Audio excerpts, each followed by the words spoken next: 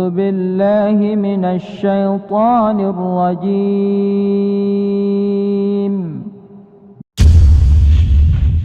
Sebenarnya tema kita pada kali ini itu saya angkat dua topik ya. Yang pertama ini karena polanya adalah runutan ya, runutan waktu timing. Yakni dua topik yang sekaligus saya angkat. Yakni pertama adalah umroh qadha ya. Ini karena topiknya hanya tidak terlalu panjang, jadi saya gabungkan dengan perang Mu'tah ya, perang Mu'tah. Ingat ya, jangan salah sebut, bukan perang Mut'ah ya, tapi perang Mu'tah ya. Jadi salah sedikit itu beda jauh ya maknanya. Jadi yang pertama insya Allah akan saya bahas itu tentang umroh qadha ya, umroh qadha ya. Nanti dan ini sambungan ya, runutan peristiwanya itu ya, diantaranya umroh qadha terlebih dahulu, baru kemudian perang Mu'tah. Harus kalian ya, umroh ini disebut dengan umroh qadha ya, sebagaimana namanya ya, qadha itu ya umroh pengganti gitu ya. Kenapa disebut umroh pengganti? Karena umroh sebelumnya gagal dilaksanakan gitu. Kita tahu ya, sebelumnya Rasulullah SAW itu hendak melakukan umroh, tapi kemudian terhalangi atau dihalangi lebih tepatnya oleh orang-orang musyrik ya, sehingga kemudian karena gagal ya, terjadilah apa yang disebut dengan perjanjian Hudaybiyah ya. Jadi terjadi kesepakatan antara Nabi SAW dengan musyrikin Quraisy. Nabi SAW batal melakukan umroh ya, membatalkan umrohnya pada tahun 6 Hijriah, tetapi kemudian terjadi kesepakatan apa yang disebut dengan perjanjian Hudaybiyah. Akhirnya Rasul pulang tuh nggak jadi, lalu sudah hampir sampai di perbatasan tanah haram ya, pulang lagi membatalkan umrahnya ya, dan terjadi perjanjian Hudaybiyah itu tahun ke-6 Hijriah. Dan di antara butir perjanjian Hudaybiyah itu adalah Rasulullah SAW harus pulang pada tahun tersebut pada tahun 6 Hijriah ketika hendak melakukan umrah, tidak boleh masuk Mekah kecuali tahun depan bersama dengan kaum muslim, kecuali tahun depan. Tahun depan itu kapan ya? Tahun ke-7 Hijriah. Itu pun umat Islam tuh hanya diberikan waktu, tenggang waktu hanya 3 hari saja berada di Mekah gitu ya. Jadi hanya 3 hari saja. Ini sangat sempit ya waktunya begitu ya. Orang melakukan umroh sekarang saja misalnya paling tidak ya, ini Mekah Madinah tentu ya sekitar 7 hari ya, 9 hari dengan perjalanan. Ini 3 hari ya di Mekah, dan hanya boleh membawa senjata yang biasa dibawa musafir. Artinya memang mereka ingin memastikan bahwa kedatangan Nabi SAW itu tidak untuk perang ya. Tapi kalau senjata, orang-orang Arab itu udah biasa bawa senjata, tapi senjata untuk jaga-jaga gitu ya, pedang yang disarungkan, tidak bawa pakaian perang dan seterusnya. Nah, maka kemudian tahun berikutnya, yakni tahun ke-7 Hijriah, 1 tahun setelah pelaksanaan perjanjian Hudaybiyah, maka Rasulullah SAW berangkat menunaikan umroh. Ya, jadi karena umroh disebut umroh pengganti tahun umroh sebelumnya karena gagal dilakukan, maka disebut umroh qadha. Sebelum berangkat menunaikan umroh, Rasulullah SAW mewakilkan Madinah kepada Uwaif ya, Abu Rahm Al-Ghifari. Ini sebagai amir sementara ya untuk hal administratif di Madinah. Dan ada sekitar 60 ekor unta yang dibawa ya untuk dikurbankan, dibawa ke kota Mekah. Ya, sementara kemudian Najiyah bin Jundab yang ditugasi mengurus hewan-hewan yang disembelih ini. Rasulullah SAW mengenakan kain ihram sejak dari Dzul Hulaifah. Ya, Dzul Hulaifah itu ya di Abyar Ali, itu Bir Ali. Ya, ini salah satu tempat yang saya sangat tempat favorit ya. Ini saya di Bir Ali ya, tempat ini nih, lorong di Dzul Hulaifah di Bir Ali, di Masjid Bir Ali.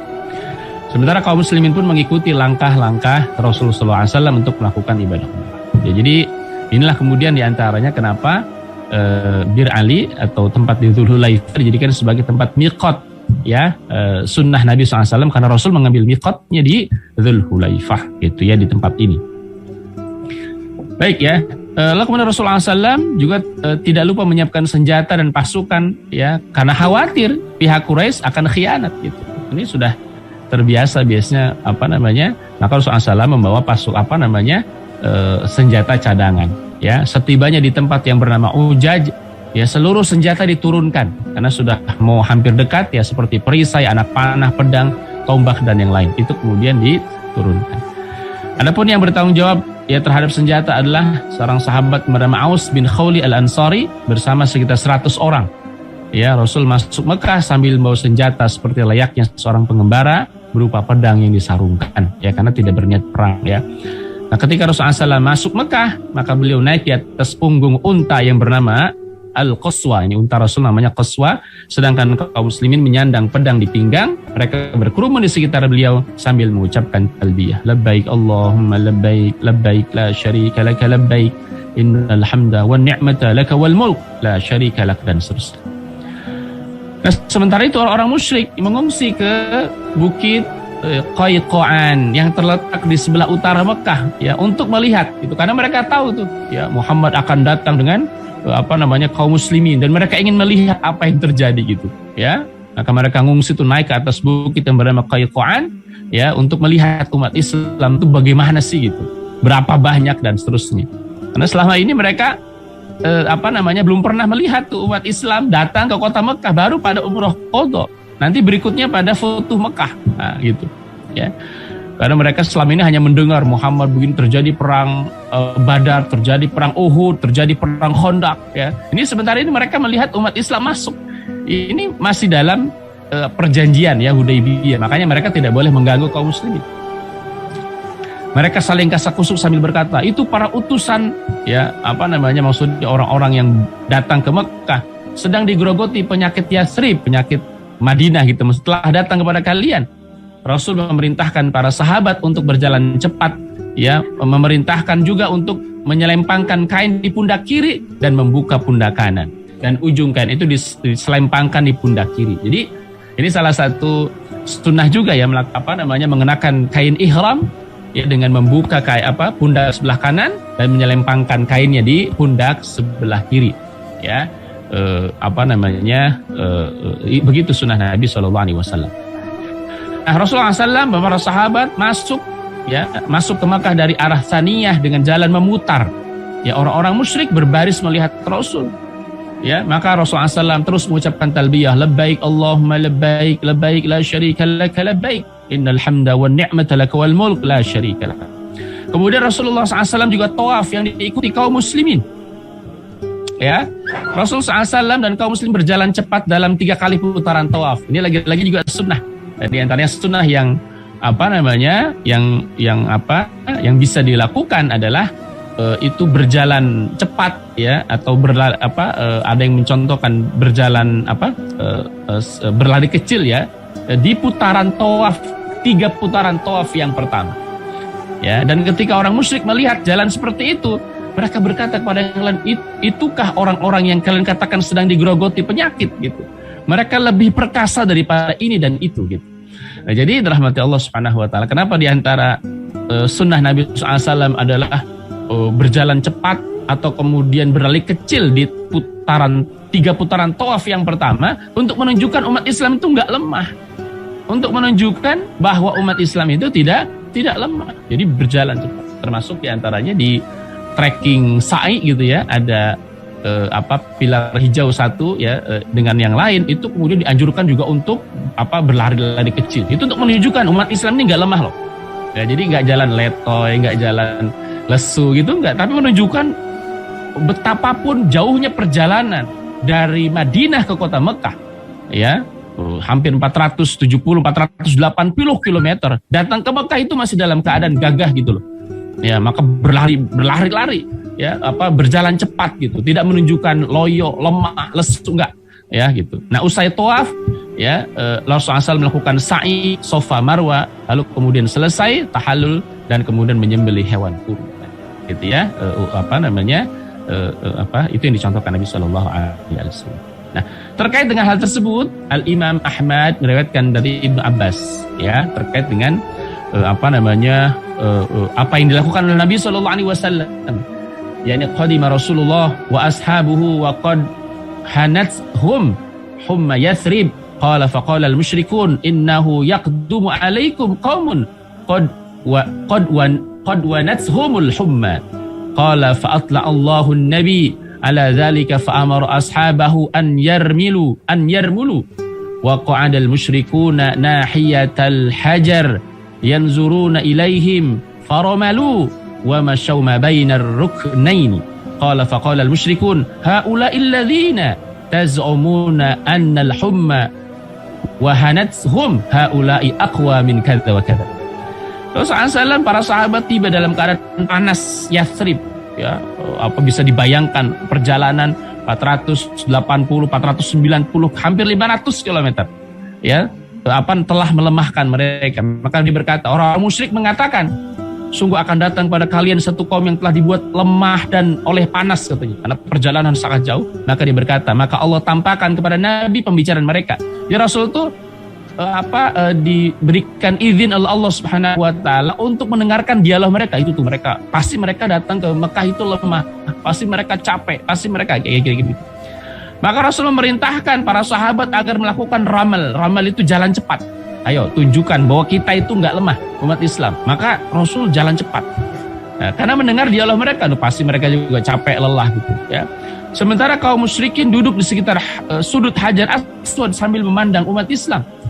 Ya, maka kaum muslimin pun melakukan ramal, jalan cepat juga, berjalan di antara dua rukun tersebut. Dan dia berkata, orang-orang musyrik berkata, mereka ini yang kalian sangka bahwa panas telah membuat mereka lemah, ternyata mereka ini lebih kuat dari ini dan ini. Gitu ya. Wa hanatsum haula'i aqwa min kadza wa kadza. Ya, ternyata mereka ini kuat. Padahal perjalanan sangat jauh, ratusan kilometer, tapi umat Islam tuh ketika umroh qadha dalam hal ini, itu menunjukkan nggak kelihatan capek, nggak kelihatan lemah gitu. Nah, itu yang ditunjukkan oleh Nabi Muhammad SAW untuk menunjukkan kepada orang musyrikin Quraisy. Nah, terus dirahmati Allah Subhanahu wa taala. Maka penduduk Mekah itu yang tua, muda, besar, kecil, pria, wanita berdiri memandang Rasul dan para sahabat yang sedang tawaf di Ka'bah. Ya, sementara itu beberapa tokoh musyrikin menghilang, ya, karena nggak suka ya melihat Nabi SAW. Jadi walau bagaimanapun, kenapa mereka membiarkan Nabi datang ke kota Mekah untuk umroh qadha? Ya karena itu udah kesepakatan mereka. Umat Islam tahun sebelumnya dilarang masuk, tahun itu boleh masuk cuma 3 hari. Ya, tapi tokoh-tokoh Mekah nggak ada tuh, mereka nggak suka melihat Nabi melakukan tawaf, ya, melakukan ibadah umroh. Di samping menyimpan dendam dan kejengkelan tentunya, Rasulullah SAW menetap di Mekah selama 3 hari sesuai perjanjian yang telah disepakati. Maka pada pagi hari di hari keempat datanglah Suhail ibn Amr, Khuwaiti bin Abdul Uzza, sementara Rasul sedang bermajlis dengan beberapa orang Ansar. Ya, ini hari terakhir ya ketika Rasulullah SAW hendak pulang bersama dengan Sa'ad bin Ubadah, sahabat Nabi. Kemudian Khuwaiti berteriak mengingatkan, ini Khuwaiti musyrik ya, mengingatkan beliau agar keluar dari kota Mekah saat itu juga, karena waktu udah habis gitu. Sa'ad bin Ubadah, sahabat Nabi, tidak dapat menahan diri karena mereka mengusirnya itu dengan cara kasar gitu. Ya, waktu kalian udah habis, pulang kira-kira begitu. Dan kemudian Sa'ad bin Ubadah itu berkata lantang, engkau dusta, tidak ada lagi ibumu, ini bukan tanahmu dan bukan pula tanah bapak moyangmu, demi Allah kami tidak akan keluar gitu. Ya, ini emosi yang sesaat kemudian keluar ya dari sahabat Sa'ad bin Ubadah. Saat hendak keluar kota Mekah, ya ini salah satu kisah yang menyertai ya, putri paman Nabi yakni Hamzah bin Abdul Muthalib mengejar Rasulullah SAW. Waktu itu masih ada di kota Mekah. Ya. Lalu dia diambil oleh Ali bin Abi Thalib dan berkata kepada Fatimah, ambillah anak pamanmu ini. Ya, Fatimah pun segera menggendongnya. Sesudah itu Ali bin Abi Thalib, Ja'far bin Abi Thalib, Zaid itu berselisih tentang siapa yang berhak mengurus anaknya anaknya Hamzah bin Abdul Muthalib ini, siapa yang berhak mengurusnya. Ya, Sayyidina Ali mengatakan, saya lebih berhak karena dia anak perempuan pamanku. Anak perempuannya siapa? Hamzah bin Abdul Muthalib. Kata Ali bin Abi Thalib. Kata Ja'far, dia putri pamanku, ya, sama seperti Ali putri pamannya, dan juga Kholah, saudara perempuan ibunya adalah istriku. Nah, jadi double ya. Ja'far itu selain anaknya Hamzah itu adalah keponakan lah kira-kira begitu, ya. Putri pamannya Nabi Shallallahu Alaihi putrinya Ja'far bin Abi Thalib. Dan juga sekaligus Kholah itu saudara perempuan ibu, ya, ibunya dari istrinya Ja'far bin Abi Thalib. Zaid juga mengatakan dia putri saudaraku. Melihat hal ini Rasulullah SAW memutuskan, jadi saling berebut ya, berebut untuk mengasuh anaknya Hamzah bin Al-Muttalib. Maka Rasul memutuskan dengan sabdanya, al-khalatu bimanzilatil ummi. Khalah itu sama kedudukannya dengan ibu, gitu ya. Maka dari kejadian itu para ulama menyimpulkan bahwa khalah, saudara perempuan ibu, ya, harus didahulukan dalam pengasuhan dari semua kerabat sesudah kedua ibu dan bapaknya, gitu ya. Jadi kalau ini sekaligus menjadi ketentuan fikih ya, setelah kemudian tidak ada ibu, maka kemudian turun pengasuhan itu kepada khalah, ya, saudara perempuan ibu, ya, saudara perempuan ibu yang kemudian berhak mengasuh. Itu secuplik ya peristiwa yang terjadi pada saat itu.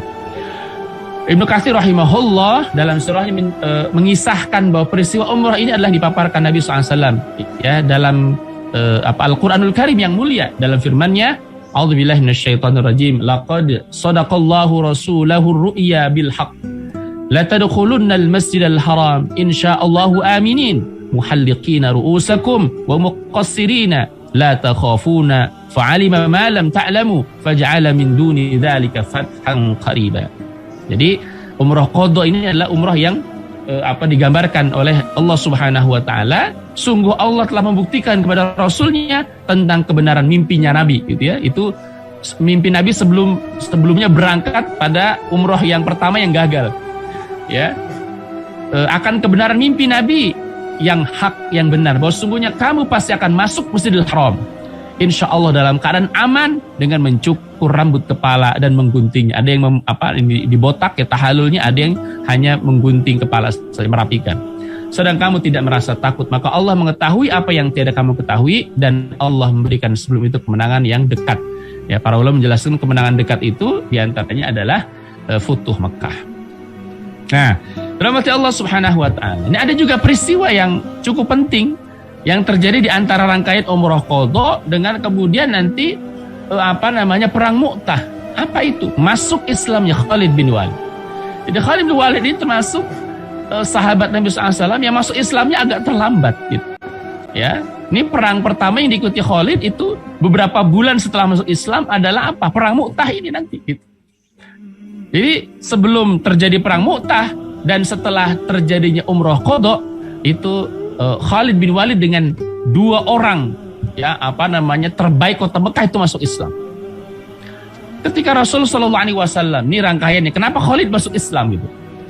Ketika Rasulullah SAW masuk Mekah untuk umrah qadha seperti yang sudah kita kisahkan, maka bersama dengan Nabi ya ada sahabat yang bernama Walid bin Walid. Walid bin Walid ini siapa? Saudaranya Khalid bin Walid, anaknya Walid ibnu Mughirah, ya.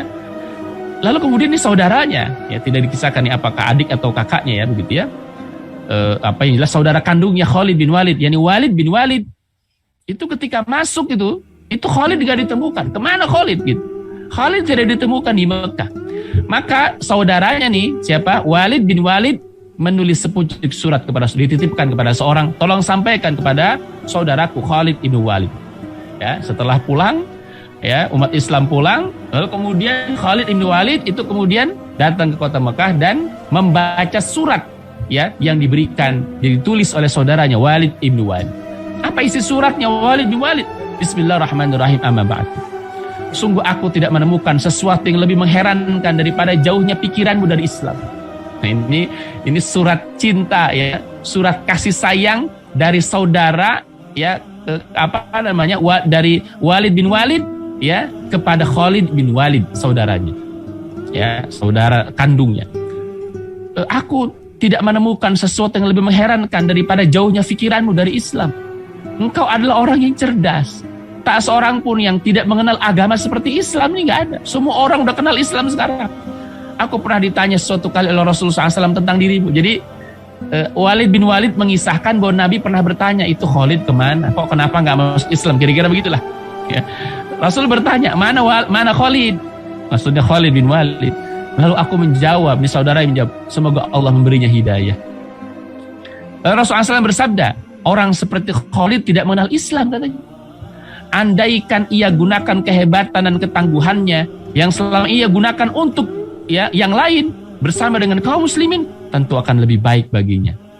Ya, bergegaslah wahai saudaraku untuk menjemput peluang-peluang kebaikan yang sempat luput darimu. Jadi caranya Walid bin Walid itu untuk memikat hati saudaranya Khalid bin Walid dengan memujinya. Tuh Rasul menanyakanmu gitu, orang sehebatmu tuh kok nggak kenal Islam? Ya, kamu ini mestinya ada dalam barisan Islam gitu. Orang sekarang kok nggak kenal Islam, kira-kira begitulah. Itu dipuji oleh saudaranya Walid bin Walid. Gitu. Ya, saya menyebutkan Rasul nggak menunjukkan rasa benci, malah bertanya kepada Walid bin Walid, mana saudaramu itu Khalid? Kok kenapa dia nggak masuk Islam? Kira-kira begitulah. Ya. Nah, Khalid bin Walid menerima surat dari saudaranya Walid bin Walid itu kemudian ya membaca. Ya, maka surat itu dibacanya dengan seksama. Ya ternyata sangat senang tuh. Khalid bin Walid sangat senang ternyata Rasul itu menanyakan kabarnya. Gitu. Nah ternyata Masya Allah ini sentuhan ya. Sentuhan dakwah diajarkan Nabi SAW. Walaupun Khalid pada posisi itu siapa? Musuh. Khalid berapa kali kan menjadi pihak yang memusuhi Islam. Tapi Rasulullah SAW bisa kita lihat ya. Bagaimana sikapnya. Ternyata Khalid bin Walid itu senang disapa, ya, maksudnya ditanyakan kabarnya oleh Rasulullah SAW. Hal itu semakin mendorong Khalid untuk masuk Islam. Selain ya ada juga riwayat mengatakan bahwa keterikatan Khalid dengan Islam itu diantaranya karena beberapa kali peperangan selalu dimenangkan oleh umat Islam. Karena Khalid ini kan ahli perang gitu. Akhirnya Khalid mengarahkan jiwa dan nuraninya pada agama baru yang setiap hari benderanya semakin naik berkibar, semakin populer. Ya, maka cahaya keyakinan pun mulai berkilau di hati Khalid bin Walid yang suci tadi. Maka ia berkata dalam hatinya, demi Allah, sungguh jalan inilah yang lurus. Sungguh dia atau Muhammad benar-benar seorang Rasul. Sampai kapan? Demi Allah, aku harus segera menemuinya untuk mengutarakan keislamanku. Nah, jadi di antara wasilah ya, di antara wasilahnya Khalid masuk Islam itu adalah apa? Curahan hati surat dari saudaranya Walid bin Walid ya, menanyakan kabarnya, mengajaknya masuk Islam. Itu rahmat Allah Subhanahu wa taala. Maka ini bisa jadi ibrah juga, pelajaran bagi kita gitu. Artinya apa? Orang yang mungkin dianggap nggak mungkin ada dalam Islam ya, barisan kaum muslimin, tapi dengan sentuhan seperti yang dilakukan oleh saudaranya Khalid, yakni Walid bin Walid, sambil mengatakan tuh Rasul nanyain kamu tuh kabarnya bagaimana, lalu kemudian kenapa kamu nggak masuk Islam, kalau kamu ini orang hebat. Itu ternyata menyentuh hati. Masya Allah ya, luar biasa ya. Nah sampai dari situlah kemudian Khalid semakin yakin Islam ini yang benar gitu. Maka Khalid keluar dari rumahnya, ia sudah bertekad untuk menemui Rasul di Madinah ya, untuk berjalan tuh dari menempuh perjalanan dari Mekah ke Madinah untuk menemui Nabi SAW. Di perjalanan dia bertemu dengan Safwan bin Umayyah, ya, ada juga Ikrimah bin Abu Jahal. Ini dua-duanya nanti juga masuk Islam, tapi nanti setelah Khalid. Safwan bin Umayyah, ya, ini anaknya Umayyah bin Khalaf, dan Ikrimah bin Abu Jahal, anaknya Abu Jahal. Ini anaknya dua tokoh hebat. Jadi Khalid bin Walid, Safwan bin Umayyah, Ikrimah bin Abu Jahal ini kira-kira generasi kedua ya.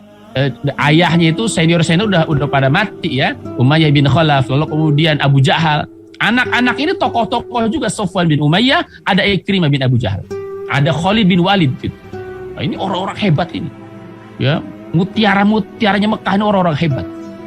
Ketika Khalid keluar dari rumah hendak berangkat menuju Madinah, dia mengajak keduanya masuk Islam, mengajak Safwan dan Ikrimah, padahal Khalid juga belum masuk Islam. Ayo kita berangkat deh, kita temui Muhammad SAW ya di Mekah gitu. Nah ternyata Uthman Safwan bin Umayyah menolak, nggak mau gitu. Ya, walaupun nanti berikutnya Safwan dan Ikrimah ibn Abi Jahal masuk Islam. Ya, walaupun akhirnya mereka berdua nanti setelah itu masuk Islam. Kemudian di tengah perjalanan dia bertemu dengan Uthman bin Tolhah dan Amr bin As. Ini orang hebat juga. Uthman bin Tolhah orang hebat, Amr ibn As orang hebat. Tokoh-tokohnya nih, mutiara-mutiaranya Mekah ini orang hebat. Tidak diduga ketika Khalid itu ngajak dia, ya, ketika berpapasan nih biasa bertanya, "Kamu mau kemana Khalid?" "Saya mau ke Madinah." "Oh, ngapain ke Madinah?" Ya, kata Khalid, "Aku mau masuk Islam. Aku ingin menunjukkan keislamanku pada Muhammad SAW." Ya, kata Khalid. Lalu kemudian ayo deh ikut bareng saya. Ya, ngajak Uthman bin Tolhah dan Amr bin As, ini dua orang hebat. Ya, akhirnya mereka bertiga nih berangkat gitu. Padahal nggak sengaja ketemu di jalan tuh, masya Allah ya. Ikrimah, Uthman bin Talha, Amr ibn As, ya, itu kemudian bertemu dengan Khalid ibn Walid di jalan dan mengajaknya pergi menuju Madinah, masya Allah. Itu Rasul bahagianya luar biasa. Ketika ini 3 orang ini datang nih, ya, Khalid bin Walid, Uthman bin Talha, Amr ibn As, siapa yang nggak kenal mereka bertiga nih?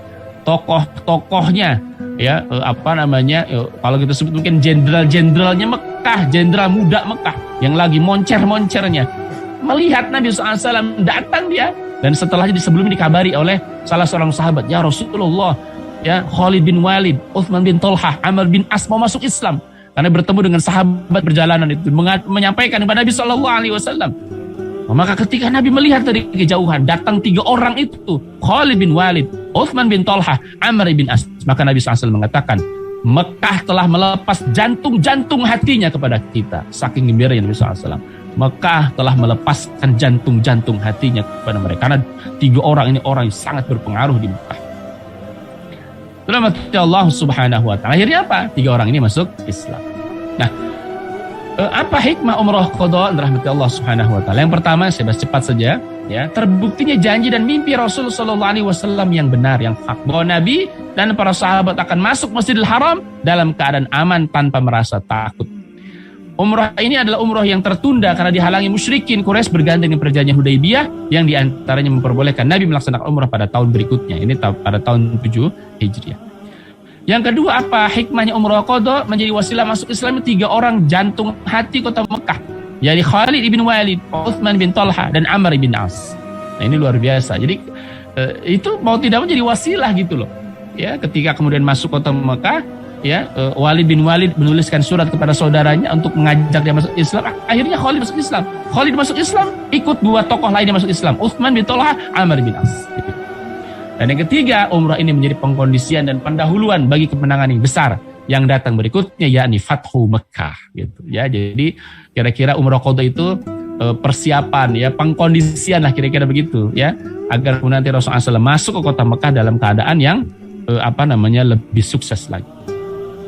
Baik, yang dirahmati Allah Subhanahu wa taala, itu umrah qadha ya. Kita lanjut ya. Ini kalau saya bahas ini agak singkat begitu ya. Kita lanjut dengan pembahasan dengan perang Mu'tahnya ini sendiri. Ya, ini bagi yang terlambat mudah-mudahan tidak terlambat ya. Karena kemudian perang Mu'tahnya baru kita bahas sekarang gitu. Setelah sebelumnya kita bahas tentang umrah qadha. Terus yang dirahmati Allah Subhanahu wa taala. Kenapa kemudian di judul kita sebut dahsyatnya perang Mu'tah? Kenapa? Karena memang ini dahsyat, perang yang dahsyat. Ya, perang sentuhan antara Islam dan Romawi pertama kali ya perang Mu'tah gitu, perang Mu'tah gitu. Ini saya agak merasakan begitu ya, karena alhamdulillah atas izin Allah Subhanahu wa taala saya pernah beberapa kali ke Mu'tah ini ya, ke sebuah distrik ya di Jordania. Ya, ini di Jordania, kejadian ini ada di Jordania. Di sebuah distrik yang bernama Karak ya. Di situ saya datang ke tempat yang menjadi medan pertempuran perang Mu'tah. Dahsyat ya. Perang tercatat dalam sejarah ya adalah sebuah peperangan yang besar. Yang ketika umat Islam yang cuma berjumlah berapa? 3.000 orang melawan 200.000 tentara Romawi Kristen. Bayangin ya. Ini bisa bayangin ya, 3.000 melawan 200.000. Ya, sekalipun demikian dahsyatnya perang Mu'tah, ya ternyata luar biasa, sahabat yang wafat syahid cuma 12 orang. Ini makanya disebut ini dahsyat luar biasa. 3.000 melawan 200.000 orang, yang wafat syahid cuma 12 orang dari kaum muslimin. Ya, dan tentu mereka memiliki kedudukan yang sangat mulia di hadapan Allah Subhanahu wa taala gitu. Nah, ini saya ingin gambarkan ya, ini petanya gitu. Nah, ini Madinah, ya ini Mu'tah. Jadi kalau kemudian dihitung perjalanan, ini 1120 km. Emang jauh. Ya. Madinah dengan kemudian Mu'tah itu jaraknya 1120 km. Ya. Kalau perjalanan mobil aja 12 jam, hampir 13 jam. Ya, hampir 13 jam. Ini berhari-hari tentu kalau kalau perjalanan biasa, apalagi dengan membawa pasukan banyak gitu. Nah, kenapa terjadi perang Mu'tah? Atau berawal dari apa ini perang Mu'tah? Perang Mu'tah itu berawal dari ajakan Nabi SAW kepada pembesar-pembesar di luar Jazirah Arab untuk masuk Islam. Kita tahu ya pada masa-masa tenang, ya perjanjian Hudaybiyah, ya. Jadi tidak ada peperangan saat itu. Ya, perjanjian Hudaybiyah diantaranya momentum perjanjian Hudaybiyah yang tidak ada perang antara umat Islam dengan Quraisy digunakan Nabi untuk menyampaikan surat kepada raja-raja di Jazirah Arab dan di luar Jazirah Arab. Ini udah kita bahas, saya bahas beberapa kali pertemuan sebelumnya. Ketika Rasul mengirim surat kepada Raja Romawi, Raja Persia, ya Habasyah dan seterusnya. Termasuk diantaranya ya penguasa-penguasa di sekitar wilayah Syam. Ya. Nabi SAW mulai memperluas jangkauan dakwah dengan mengirimkan surat kepada para kepala suku penguasa di sekitar Jazirah Arab seperti penguasa Syam, penguasa Mesir, penguasa Persia, Romawi dan seterusnya. Apa sebab terjadinya perang Mu'tah? Nah, ini terjadi perang Mu'tah ini karena Rasulullah SAW ketika mengirimkan surat ajakan masuk Islam kepada melalui utusan Nabi, yakni Haris bin Umair radhiyallahu anhu, kepada Raja Busra, atau kemudian ini raja kecil ya, raja besarnya itu Romawi gitu loh. Jadi Romawi itu punya semacam negara-negara sekutu gitu. Nah, termasuk di antaranya siapa? Raja Busra. Ya, Busra. Yani Haris bin Abi Syamr al-Ghassani, penguasa Ghassan, ya Al-Ghassani, sekutunya Romawi gitu. Jadi semacam Romawi itu negara adidayanya pada saat itu, lalu kemudian ada raja-raja kecil lah kira-kira. Nah, itu ada Raja Busra, namanya Haris ibn Abi Syamr al-Ghassani. Ketika utusan ini sampai di Mu'tah di sebelah timur Jordania, utusan Nabi ini yang bernama Haris ibn Umair dihadang, ya, dan dibunuh bahkan oleh Syurahbil bin Amr al-Ghassani. Ya, ini kaki tangannya Haris bin Amr al-Ghassani, seorang pemimpin dari suku Ghassan yang merupakan penguasa kota Busra, Suriah, ya, di bawah kekuasaan Romawi pada saat itu. Padahal ya aturan main adat yang ada gitu ya, pakem internasional yang berlaku saat itu sampai dengan sekarang, utusan itu ya sama sekali nggak boleh disentuh atau nggak boleh dibunuh gitu. Itu pakem internasional gitu loh. Dimanapun yang namanya utusan itu nggak boleh dibunuh. Membunuh utusan itu sama dengan mengumandangkan perang. Artinya ketika seorang utusan dibunuh maka berarti menyatakan perang. Dan Rasulullah SAW ketika utusannya itu diketahui dibunuh, ya Haris ibn Umar radhiyallahu anhu itu dibunuh ya oleh penguasa Ghassan, ya sekutunya Romawi pada saat itu, Nabi SAW marah luar biasa dan mengirimkan pasukan perang pada Jumadil Awal tahun ke-8 Hijriyah. Ya, pada tahun ke-8 Hijriyah, ya, Rasul marah mendengar berita kabar bahwa utusannya dibunuh ya oleh oleh penguasa Busra, ya, penguasa Ghassan pada saat itu. Lalu kemudian ya Rasulullah SAW menyiapkan pasukan sekitar 3.000 orang. Dan Rasulullah SAW bersabda, Amara Rasulullah sallallahu alaihi wasallam fi ghazwati Mu'tah Zaid ibn Haritha, faqala Rasulullah sallallahu alaihi wasallam, in qutila Zaidun fa Ja'far, wa in qutila Ja'far fa Abdullah ibn Rawaha. Qala Abdullah kuntu fihim fi tilka al-ghazwah, faltamasna Ja'far ibn Abi Talib fawajadnahu fil qatla wa wajadna ma fi jasadihi bid'an wa tis'ina min ta'natin wa ramyatin. Rasulullah SAW dalam perang Mu'tah langsung mengangkat Zaid bin Haritha sebagai komandan. Lalu Rasulullah SAW berpesan, jika Zaid bin Haritha gugur maka Ja'far yang menggantikan, jika Ja'far gugur maka Abdullah ibn Rawahah sebagai penggantinya. Kata Abdullah, aku berada di tengah-tengah pasukan dalam peperangan. Lantas kami mencari Ja'far bin Abi Talib dan kami temukan di antara para prajurit yang terbunuh, kudapati di tubuhnya Ja'far ada sekitar 90 lebih luka karena tombak dan panah. Masya Allah, ya, hadis riwayat Bukhari. Jadi Rasulullah SAW baru pertama kali itu mengangkat 3 orang komandan sekaligus, 3 orang komandan baik sekaligus, Zaid bin Harithah, Ja'far bin Abi Talib dan Abdullah ibn Rawahah. Ya, pertama kalinya Rasul mengangkat 3 panglima pasukan sekaligus. Karena beliau mengetahui kekuatan militer Romawi yang sulit tertandingi pada saat itu. Ya, menurut ukuran kalkulasi matematik sulit sama sekali tertandingi. Tapi ini karena menjaga kehormatan kaum muslimin. Utusan Nabi dibunuh, ya, maka kemudian Nabi menampakkan itu ketidaksukaannya dan termasuk kepedulian Nabi kepada satu orang saja yang dibunuh. Ya, luar biasa gitu. Itu Nabi pembelaannya terhadap kaum muslimin itu luar biasa. Walaupun cuma satu orang, tapi karena ini utusan Nabi, ya, membunuh mereka berarti apa? Mengumandangkan perang terhadap Islam. Nah, begitulah ya seorang pemimpin itu. Ya, ketika kemudian ada anak buahnya terluka, terbunuh bahkan, maka dia harus berada di garda terdepan untuk melakukan pembelaan gitu, ya. Pada saat itu, ya, ketika melepas para mujahidin, Rasulullah SAW bersabda dengan menyebut nama Allah, perangilah di jalan Allah orang-orang yang ingkar kepada Allah. Jangan kalian berkhianat, jangan membunuh anak-anak, wanita, orang tua renta, dan orang yang memisahkan diri di tempat peribadatan para rahib-rahib itu. Jangan menebang pohon kurma dan pohon apapun, serta jangan merobohkan bangunan. Itu pesan Nabi SAW pada para sahabat. Masya Allah. Terus kalian dirahmati Allah Subhanahu wa Ta'ala. Salah satu panglima pasukan perang adalah Abdullah bin Rawaha, ya. Masya Allah, alhamdulillah, ya, saya diberikan kesempatan untuk ziarah, ya, ke makamnya Abdullah bin Rawaha, ya. Jadi kalau ziarah ke makam sahabat, ya, 3 orang di daerah Mu'tah itu, Abdullah bin Rawaha, Ja'far bin Abi Thalib, lalu kemudian Zaid bin Harith, itu Masya Allah, ya, ketika melihat makamnya saja sudah tertular tertular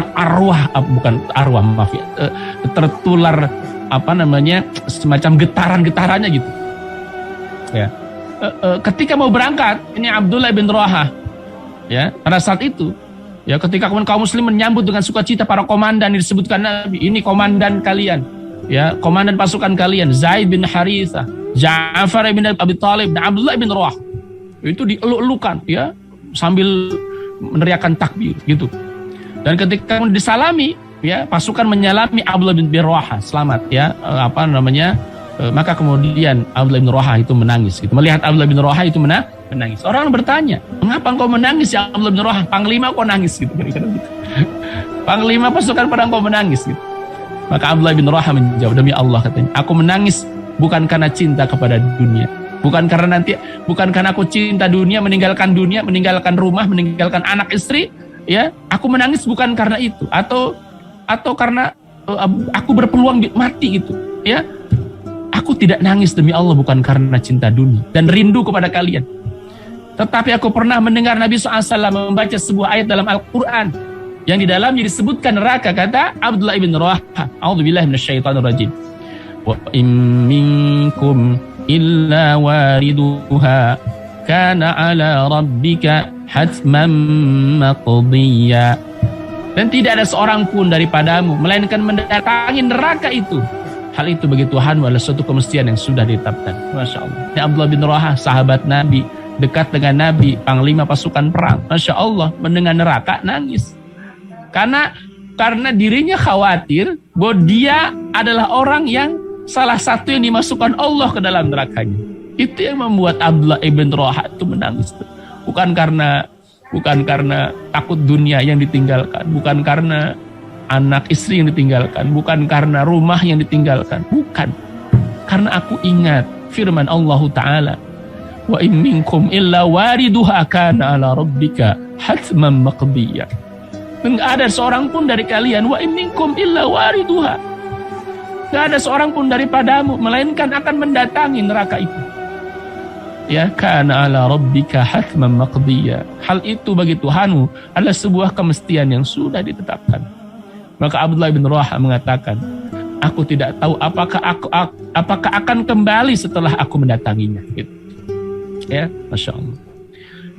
Rahmati Allah Subhanahu wa Ta'ala. Maka Abdullah bin Rawaha ini seorang penyair, ya. Dia seringkali melantunkan syair-syair yang indah gitu. Termasuk di antara untuk menyemangati pasukan itu.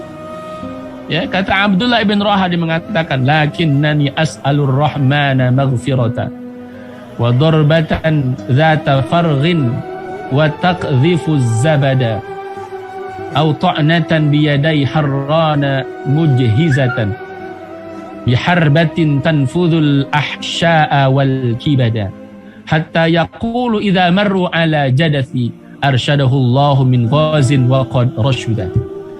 Akan tetapi aku mohon kepada Allah maghfirah, ampunan, dan sebuah tikaman keras yang mengenaiku sehingga memuncratkan busa darahku, atau tikaman di hadapan seorang yang sangat haus untuk membunuh, yang membunuh dengan cepat, yang menikamku dengan tombaknya sehingga menembus ususku dan hatiku.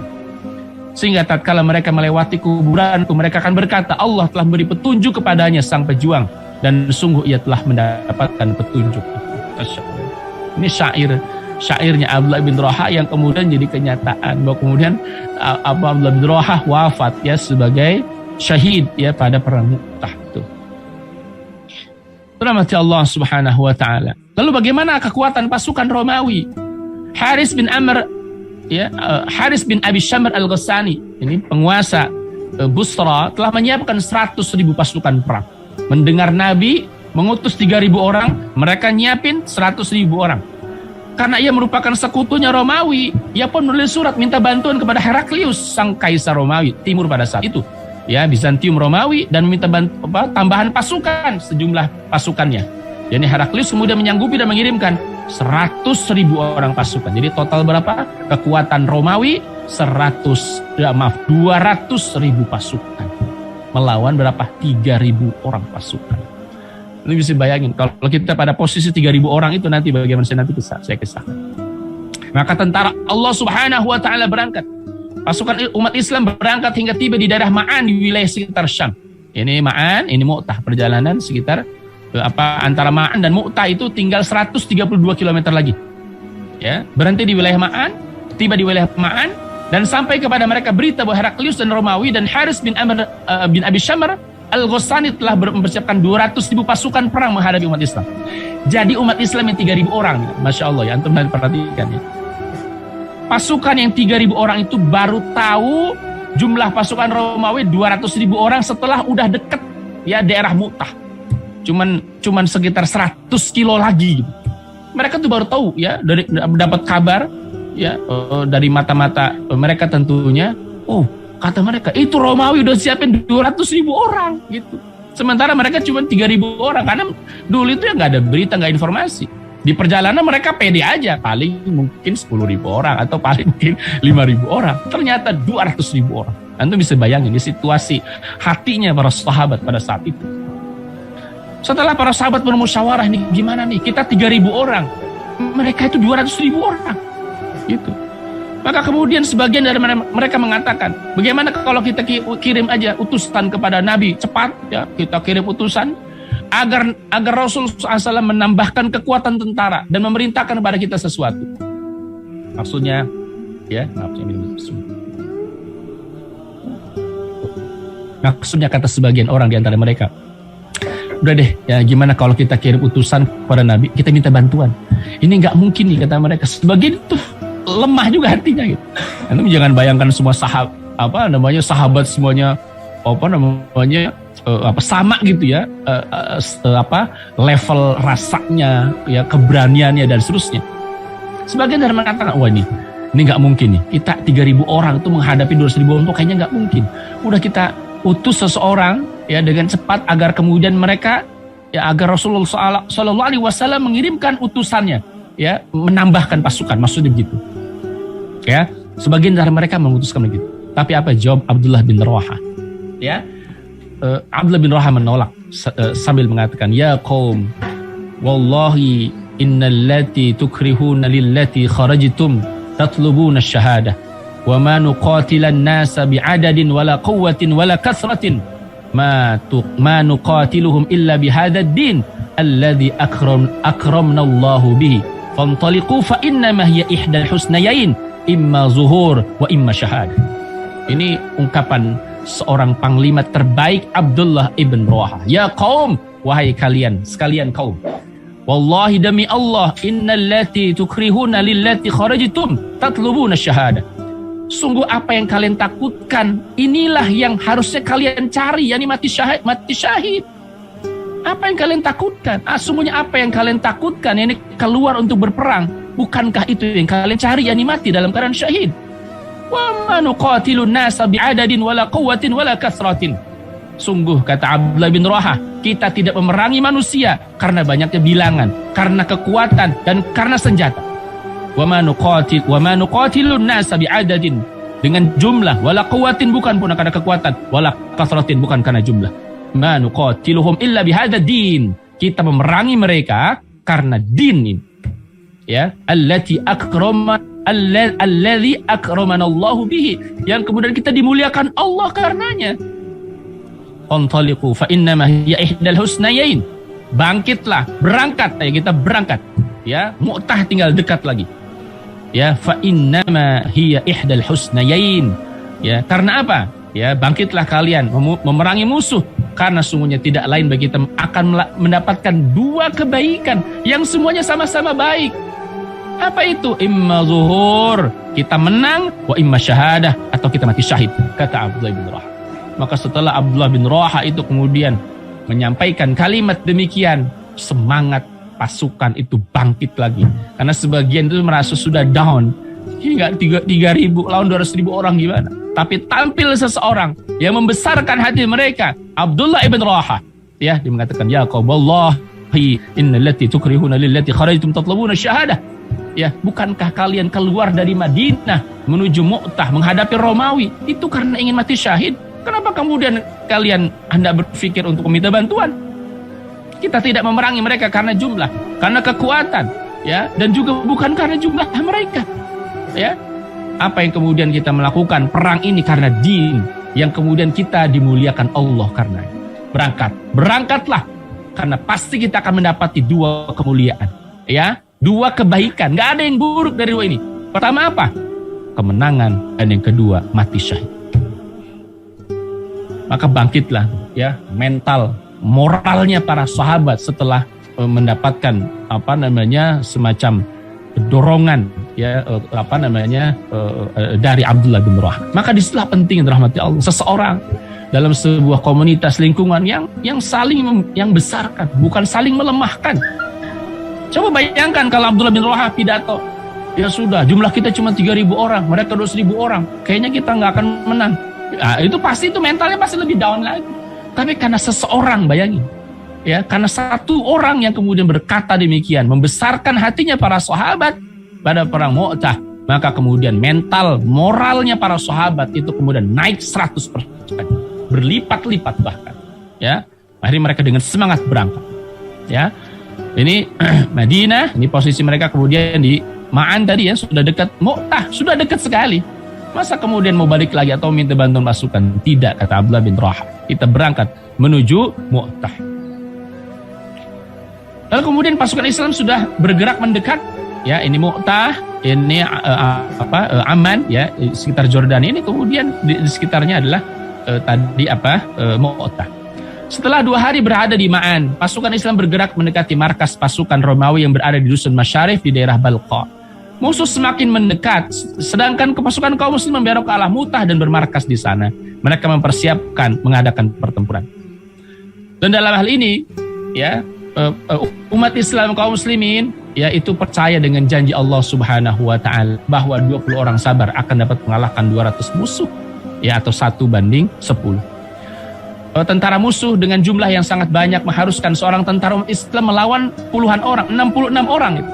Ya, jadi 1 ini banding 60. Nah, itu bisa bayangkan 1 banding 66 orang tentara musuh. Akan tetapi tentara Allah yang memiliki kekuatan iman dan semangat jihad untuk mereka kemudian mati syahid tidak merasakannya sebagai beban berat bagi mereka. Sebab kekuatan mereka 1:10.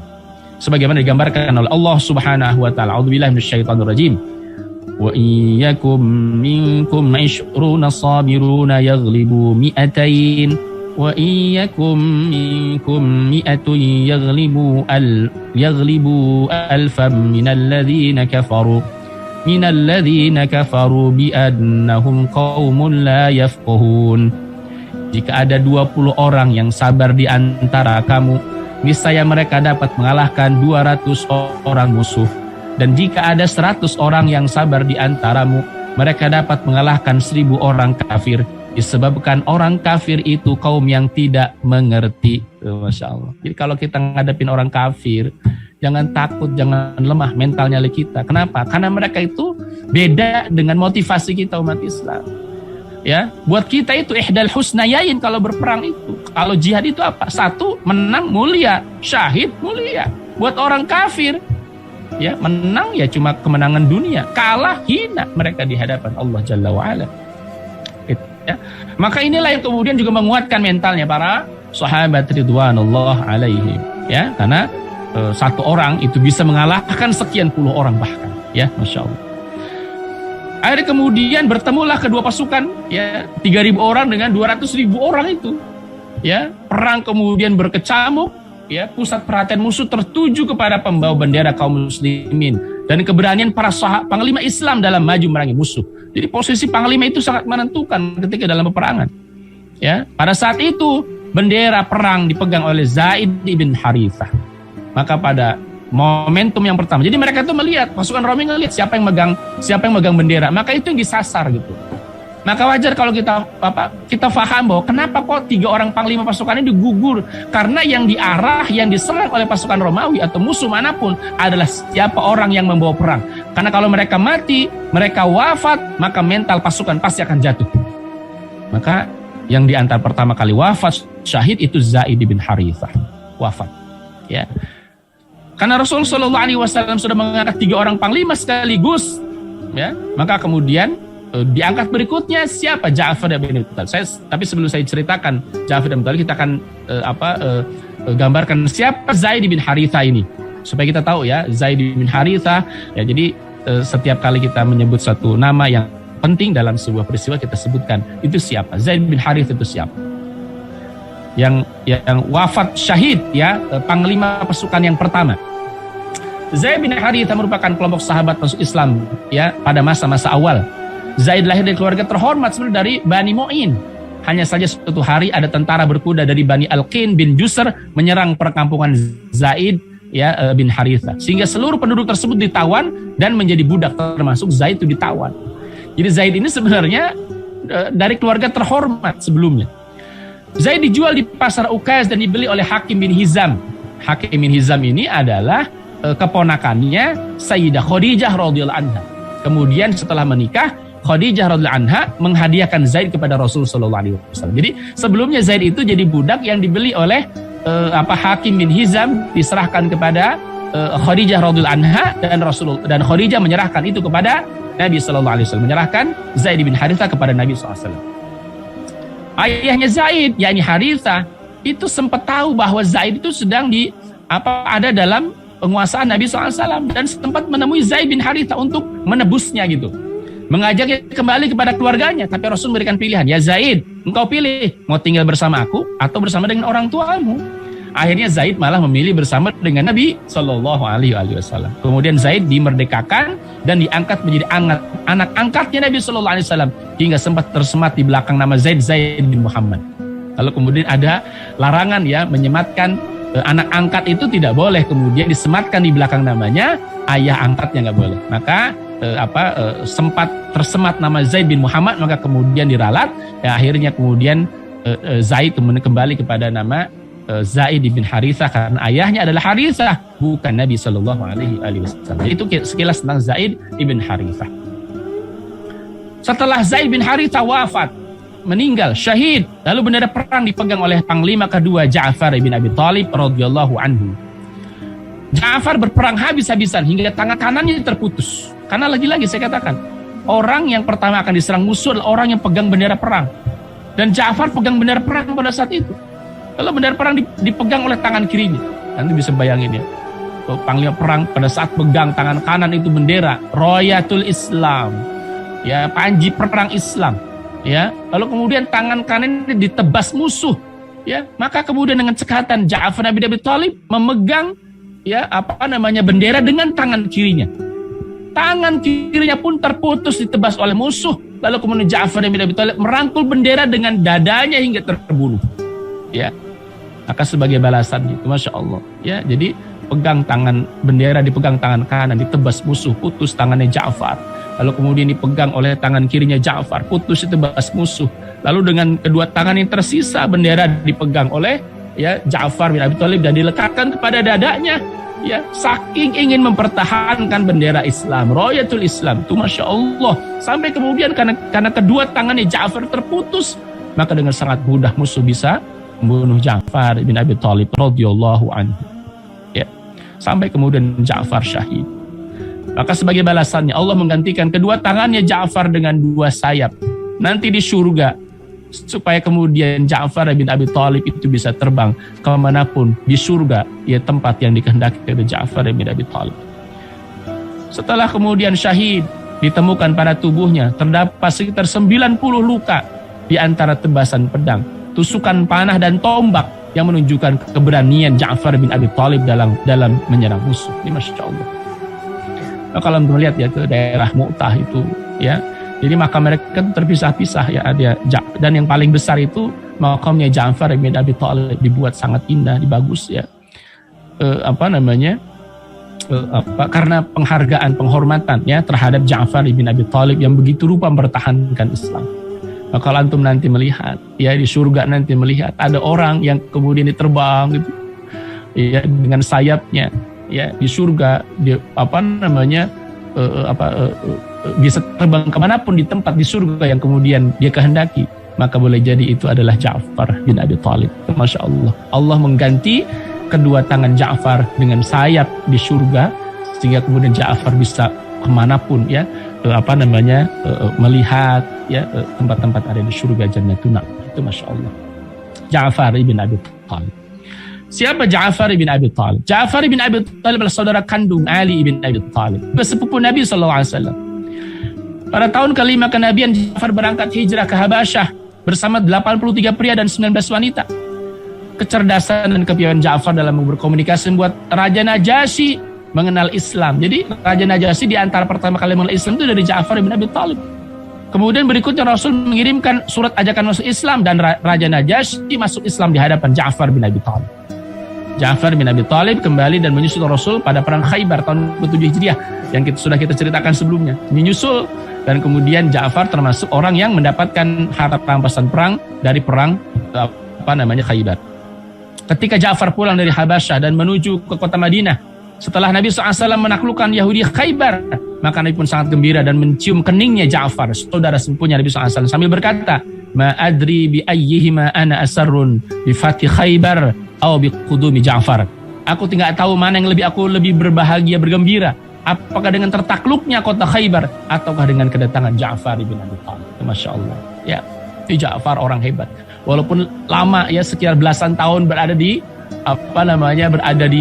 Habasyah, ya, di Ethiopia, tapi kemudian setelah pulang itu mendapati tugas yang luar biasa, menjadi pimpinan pasukan perang pada perang Mu'tah. Masya Allah. Kemudian bendera perang dipegang, dibawa oleh panglima ketiga, yakni Abdullah bin Rawaha radhiyallahu anhu, dan perang hingga mati syahid menyusul kedua rekannya. Dan agar bendera perang tidak jatuh, maka pasukan bersepakat untuk menyerahkan kepada Khalid ibn Walid radhiyallahu anhu. Jadi karena ketiga pasukan sudah meninggal, wafat, ya, Zaid bin Haritha, Ja'far bin Abi Thalib, lalu kemudian Abdullah bin Rawaha wafat, meninggal. Maka pasukan yang tersisa yang ada pada saat itu kemudian menyepakati, Khalid kita angkat. Padahal Khalid ini baru hitungan bulan tuh masuk Islam. Khalid baru hitungan bulan masuk Islam. Maka kemudian Khalid yang membawa bendera perang Mu'tah pada saat itu. Nah, kita kisahkan siapa Abdullah bin Rawaha. Abdullah bin Rawaha adalah seorang Ansar, orang Madinah. Beliau adalah salah satu dari 12 orang yang datang dari Madinah menemui Rasulullah SAW di Aqabah untuk menyatakan keislaman dan membaiat Rasulullah SAW untuk menaati Allah dan tidak melakukan kemaksiatan. Jadi Abdullah bin Rawaha ini salah satu di antara 12 orang yang datang dari Madinah menemui Nabi di Aqabah. Jadi orang yang pertama kali mengenal Nabi SAW dari kalangan orang-orang Ansar, Abdullah ibn Rawaha, ya, yang kemudian bersumpah setia, ya, ini pada bai'ah Aqabah yang pertama pada saat itu. Abdullah bin Rawaha adalah seorang penyair yang sangat piawai. Kemampuan syairnya digunakan untuk memotivasi semangat jihad umat Islam di berbagai medan jihad. Ia menjadikan kalimat syairnya sebagai slogan perjuangan. Apa? Wahai diri, seandainya kamu tidak tewas terbunuh dalam perang, maka kamu pasti akan mati juga. Gitu. Ini Masya Allah, ya. Ini juga menggambarkan kepada kita bahwa mati itu akan datang kapan saja. Kalaupun tidak di medan perang, pasti kita akan mati. Maka matilah dalam keadaan mulia, itu maksudnya. Lalu kemudian bendera perang dipegang oleh Khalid bin Walid. Ya, ini sudah kita kisahkan, beliau masuk Islam itu baru beberapa bulan saja. Khalid bin Walid adalah seorang anak pembesar kota Mekah, ya, anaknya Walid bin Mughirah. Kemampuan bertempur Khalid, ya, itu sudah diketahui kawan ataupun lawan. Khalid masuk Islam pada bulan Safar tahun ke-8 Hijriah. Wasilahnya adalah surat ajakan masuk Islam dari saudara yang lebih dulu masuk Islam. Ini Walid bin Walid ketika mendatangi Mekah pada momen Umrah Qadha yang kita ceritakan sebelumnya. Ia masuk Islam di bulan yang sama dengan tokoh-tokoh musyrikin yang lain, ini Amr bin As radhiyallahu anhu, Utsman bin Talhah radhiyallahu anhu, dari Bani Abdiddar yang memegang kunci Ka'bah. Ketiga orang ini adalah orang-orang yang hebat dari suku Quraisy. Sampai Rasulullah SAW mengatakan, inilah kota Mekah telah melemparkan kepada kita orang-orang hebat kota Mekah. Rahmati Allah Subhanahu wa taala. Apa strategi Khalid sampai kemudian bisa bertahan, ya, dari serangan musuh yang jumlahnya 200.000 orang? Maka setelah peperangan yang luar biasa itu pecah berkecamuk, 3 orang panglima pasukan syahid pada saat itu. Ya, jadi kalau untuk perhatikan ya, jadi perang zaman dulu juga itu punya etika. Etikanya apa? Perang itu dari pagi sampai sore, sampai menjelang malam. Kalau setelah itu udah nggak ada perang lagi gitu. Maka posisi malam hari digunakan untuk istirahat. Karena apa? Untuk menghadapi perang besoknya gitu. Ya, itu di antara etika perang ya pada saat itu. Mereka itu sudah diketahui gitu. Maka kemudian apa yang dilakukan oleh Khalid bin Walid? yakni dengan kecerdasan dia menyusun siasat yang baru. Yakni apa? Ya, dengan mengubah posisi pasukan dari semula. Yakni pasukan yang di depan ke belakang, pasukan belakang ke depan, pasukan kiri ke kanan, pasukan kanan ke kiri gitu. Kira-kira begitu. Karena begini, beberapa hari perang itu pasti tahu, oh dia lagi tuh, ya, orang itu pakaiannya dia, ya, jadi kenal gitu loh, tahu. Maka strategi Khalid, ya, dengan jumlah hanya 3.000 orang, ya, itu kemudian dia menggunakan strategi bagaimana kalau kemudian kita putar arah, ya, maksudnya kita ubah posisi. Pasukan yang awalnya di depan bagian depan mundur ke belakang, pasukan yang sebelumnya di belakang maju ke depan, seolah-olah pasukan baru gitu. Pasukan kiri pindah ke kanan, pasukan kanan pindah ke kiri, seolah-olah pasukan baru gitu. Dan itu langkah itu ternyata cukup efektif gitu. Selain di antaranya apa? Selain di antaranya sebagian mengatakan bahwa pasukan itu Khalid bin Walid menggunakan strategi menarik pelepah-pelepah kurma di belakang itu seolah-olah kemudian ada bantuan pasukan datang. Ya, jadi kalau pelepah kurma itu kan dia menimbulkan debu yang membumbung ke angkasa itu, ya, sangat banyak, ya. Lalu kemudian musuh mengira, wah, jumlah pasukan datang, pasukan bantuan datang, bala bantuan datang. Padahal hanya pelepah kurma aja yang kemudian ditarik itu, sehingga kemudian debu-debu berterbangan ke angkasa gitu. Nah, ternyata strategi ini cukup jitu juga gitu. Sehingga kemudian tanpa bagi musuh, kaum muslimin mendapat bantuan tentara yang baru dan menimbulkan rasa takut dalam hati mereka dan menjadi sebab kekalahan mereka, atau paling tidak umat Islam bisa bertahan dari gempuran pasukan Romawi pada saat itu. Setelah beberapa hari berperang, Khalid bin Walid menilai bahwa kekuatan musuh jauh tidak sebanding dengan kekuatan kaum muslimin. Artinya kalaupun diteruskan, ya tidak akan betul-betul menang mutlak gitu. Karena jumlahnya 3.000 orang, 200.000 orang. Ya. Maka perlahan-lahan Khalid bin Walid menarik mundur pasukannya dengan selamat hingga ke Madinah. Jadi perlahan-lahan mundur. Sementara ini kemudian orang-orang Romawi itu nggak berani mengejar gitu. Ya, karena mereka khawatir ini strategi gitu. Jadi karena orang Romawi kenapa tidak mengejar kaum muslimin? Mereka juga pertama takut gitu loh. Kenapa takut? Karena mereka khawatir mundurnya kaum muslimin itu strategi jebakan. Ya, jangan-jangan nanti kita kemudian menyerang dia, lalu kemudian ada pasukan yang sangat besar itu datang mengepung mereka gitu. Karena mereka juga udah dengar bagaimana kehebatan pasukan kaum muslimin. Ya. Lalu perlahan-lahan Khalid bin Walid itu mundur dan kemudian tidak dikejar oleh orang-orang Romawi, ya, yang 200.000 orang itu, karena khawatir bahwa ini adalah siasat perang untuk mengajak Romawi menuju medan perang yang lebih terbuka di padang pasir yang akan merugikan tentara Romawi. Akhirnya Romawi nggak berani, udah masih tidak jadi kemudian mengejar kaum muslimin. Dalam perang kali ini Khalid bin Walid berperang habis-habisan hingga 9 pedang patah di tangannya. Itu bisa bayangin ya. 9 pedang patah di tangannya Khalid bin Walid. Ini menunjukkan betapa besarnya perangan tersebut dan betapa besar perjuangan ya para sahabat demi membela agama Allah Subhanahu wa taala. Sekalipun demikian dahsyatnya perang Mu'tah, sahabat yang wafat syahid hanya 12 orang dan mereka punya kedudukan yang tinggi di hadapan Allah. Adapun pasukan musuh tidak dapat dipastikan berapa jumlah mereka yang terbunuh, tetapi diperkirakan sangat banyak. Hal ini diketahui dari apa hebatnya peperangan yang terjadi. Umat Islam itu walaupun 3.000 orang melawan 200.000 orang, yang wafat, yang meninggal cuma 12.000 orang, termasuk 3 orang paling pasukan perang. Masya Allah, sangat sedikit jumlahnya. Dan rahmati Allah Subhanahu wa Ta'ala, ini salah satu mukjizat ya Nabi Sallallahu Alaihi Wasallam. Jadi ketika perang berkecamuk itu tergambarkan oleh Rasulullah SAW.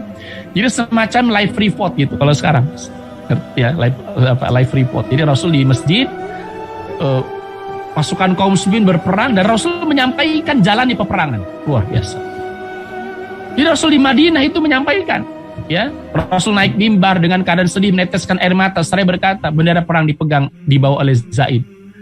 Lalu Zaid berperang hingga syahid. Karena nggak ada yang ngasih tahu Rasul kecuali itu wahyu dari Allah Subhanahu wa Ta'ala.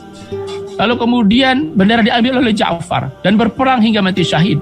Lalu bendera perang dibawa oleh Saifullah, yakni Khalid bin Walid, hingga Allah menangkan kaum muslimin, kata Nabi SAW. Setelah itu, ya beliau mendatangi keluarganya Ja'far dan menghibur mereka dengan membuatkan makanan untuk keluarganya Ja'far. Karena Rasul mengetahui ya bahwa Ja'far bin Abi Thalib itu yang merupakan saudara dekatnya, itu kemudian wafat, meninggal, dan Rasul mengabarkan kepada saudara.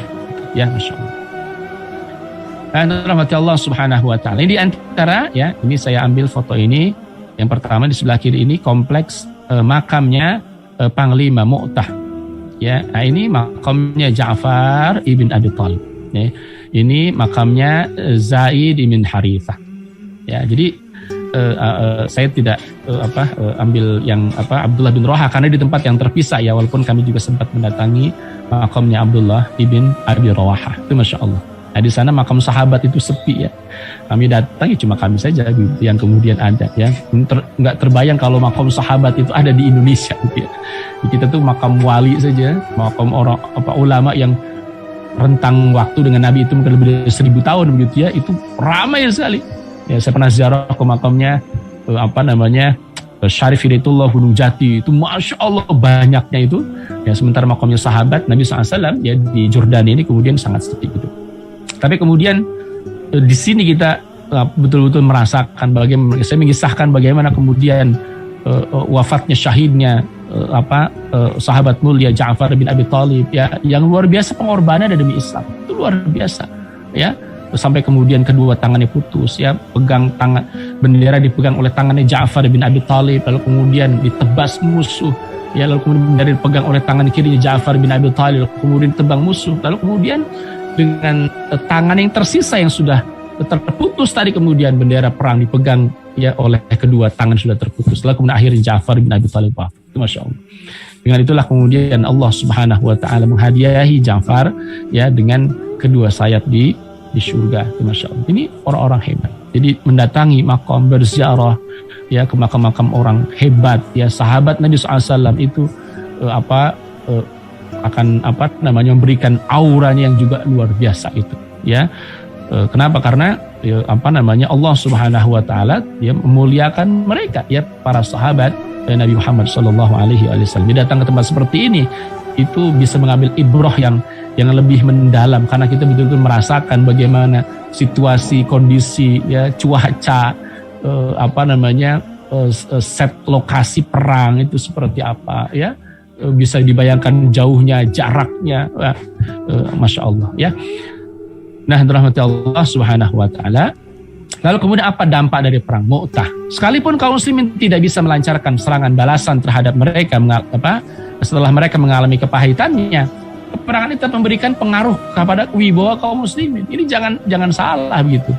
Ya, walaupun kemudian dalam hal ini tidak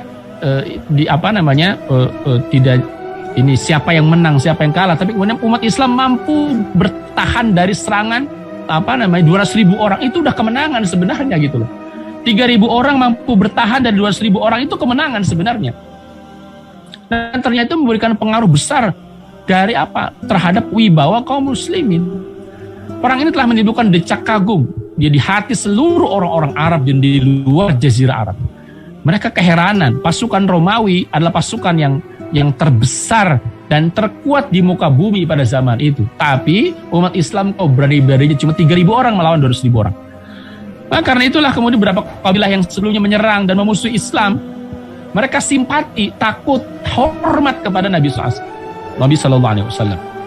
Bahkan Bani Sulaim, Bani Asja, Bani Ghatafan, Bani Fazarah, ya, dan suku-suku yang lainnya menyatakan masuk Islam setelah apa? Setelah perang Mu'tah itu. Kata mereka, umat Islam ini hebat, dahsyat. Kita nggak akan pernah bisa melawan umat Islam selain kita tunduk pada kekuasaan kaum muslimin. Kenapa? Romawi aja dilibas 200.000 orang dengan 3.000 orang, apalagi kita, kata mereka. Ya sudah, akhirnya apa? Suku-suku kecil Bani Sulaim, Asja, Ghatafan yang sebelumnya musuhi Islam, Bani Fazarah akhirnya masuk Islam. Rahmati Allah Subhanahu wa taala. Apa hikmah dari perang Mu'tah? Yang pertama, rahmati Allah, ya, kekuatan iman itu, ya, yang dimiliki kaum muslimin itu tidak bisa dikalahkan oleh banyaknya musuh di medan perang. Demi Allah, enggak. Maka apa? Kalau ditanya apa sebenarnya kekuatan kaum muslimin? Kekuatan terbesar umat Islam ya akidah. Kekuatan terbesar umat Islam itu ya akidah. Baru berikutnya apa? Hal-hal yang lain. Jumlah pasukan tentara, canggihan senjata. Itu berikutnya belakangan tuh. Yang pertama itu potensi yang paling hebat dari kaum muslimin adalah iman. Tidak ada yang lain. Karena dengan iman tidak ada yang ditakuti, ya, kecuali Allah Subhanahu wa taala. Itu dengan iman. Tapi kalau orang nggak punya iman, ya, jangankan jumlah pasukan yang besar, 1 lawan 1 aja bisa ciut nyalinya itu. Ya, itu yang pertama. Yang kedua, terbuktinya hadis Nabi SAW tentang 3 panglima pasukan perang yang diangkat akan gugur sebagai syuhada. Maka ketika Nabi SAW mengatakan kalau Zaid bin Harithah wafat digantikan oleh Ja'far bin Abi Thalib, kalau Ja'far wafat digantikan Abdullah bin Rawahah, ya, itu artinya Rasulullah SAW memahami, mengetahui itu akan terjadi. Itu mukjizat, ya. Di antara mukjizat Nabi yang lain adalah dapat tergambarkan jalannya peperangan. Seperti yang saya gambarkan, seperti live report gitu, ya. Zaid bin Thabit wafat, bendera sedang dipegang oleh Ja'far bin Abi Thalib. Lalu kemudian Ja'far wafat, dipegang berikutnya oleh Abdullah bin Rawahah gitu. Sampai Rasulullah SAW meneteskan air mata ketika menyampaikan berita gugurnya para panglima perang. Walaupun jarak di antara Madinah dan Mu'tah sejauh lebih dari 1.000 km. Jadi walaupun jarak jauh, umat Islam di tempat yang sangat jauh 1.000 km, tapi nuansa itu didapati oleh Nabi SAW yang berjarak 1.000 km di Madinah. Dan yang keempat, meningkatkan pengaruh dan wibawa kaum muslimin di mata dunia, bahwa negara Islam yang baru berdiri, ya, pada saat itu, ya, ini kurang dari negara yang baru berdiri kurang dari 10 tahun, ya, dengan hanya 3.000 orang mampu melawan kekaisaran Romawi yang sudah berusia ratusan tahun dengan ratusan ribu tentara. Ini pengaruh dan wibawa kaum muslimin langsung naik luar biasa. Dan yang kelima, ya, perang Mu'tah ini menjadi jalan masuk Islamnya berbagai kabilah yang sebelumnya memusuhi Islam. Kenapa? Karena mereka merasa takjub, merasa luar biasa, merasa mereka betul, sehingga kemudian mereka mengatakan, wah, ini benar, ini Pak Muhammad benar utusan Allah. Kenapa? Karena sekian kali peperangan selalu dimenangkan. Kira-kira gitu. Alhamdulillahirabbil alamin. Ya, baik, ya, yang dirahmati Allah Subhanahu wa taala. Ya, kira-kira itu yang bisa saya sampaikan pada kesempatan yang baik ini.